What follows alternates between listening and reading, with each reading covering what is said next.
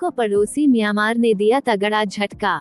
रूस से बढ़ाए संबंध, तेल, फाइटर जेट से लेकर मिलिट्री ट्रेनिंग तक दे रहे पुतिन।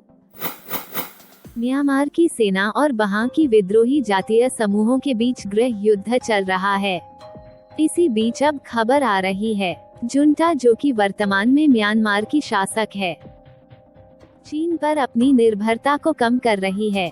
म्यांमार लगातार रूस के साथ अपने संबंधों को बढ़ा रहा है।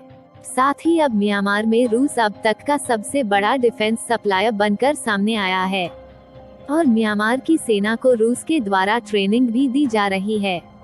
म्यांमार में भारत और चीन के बॉर्डर से लगे राज्यों में अलग अलग जातियों के साथ म्यांमार की सेना का आपस में टकराव चल रहा है और इस समय म्यांमार की जुंटा चीन पर अपना आश्रय कम करने में जुट हुआ है। म्यांमार की जुंटा रूस के साथ अपने संबंधों में विस्तार करती दिख रही है। म्यांमार के निवेश तथा विदेश मंत्री डॉक्टर कांग जो ने हाल ही में रूस गए थे। यहाँ पर उन्होंने एक गहरे समुद्री बंदरगाह, एक विशेष आर्थिक क्षेत्र, पेट्रोलियम रिफाइनरी, एक थर्मल पावर प्लांट के डेवलपमेंट से जुड़ी जानकारी ली। इसके अलावा ये भी पता चला है कि इस दौरे का उद्देश्य राष्ट्रीय मुद्राओं में आपसी व्यापार को बढ़ावा देना था। म्यांमार विद्रोही लोगों को रोकने के लिए म्यांमार ने बीते साल रूस से अपनी एयरफोर्स को बिजली उपलब्ध कराने के लिए अपने तेल के आयात में वृद्धि की है। मार्च से लेकर जून 2023 के बीच जुंटा के नेतृत्व वाली म्यांमार सरकार ने 80 लाख बैरल से अधिक कच्चे तेल का आयात किया। यह रूस तथा म्यांमार के बीच बढ़ती हुई साझेदारी को प्रदर्शित करता है। पिछले साल के अक्टूबर से म्यांमार जुंटा और जातीय समूहों के बीच तेज विद्रोह के कारण म्यांमार रूस रक्षा सहयोग में अचानक तेजी आई है। पिछले अक्टूबर में म्यांमार के सितवे नौसेना बेस के प्रमुख ने नौसेना के लिए सेना उपकरण खरीदने के लिए रूस का दौरा किया था और नवंबर में इनके बीच एक समुद्री सुरक्षा अभ्यास हुआ था। इस यात्रा के समय रूस के साथ $35 मिलियन का एक रक्षा समझौता हुआ।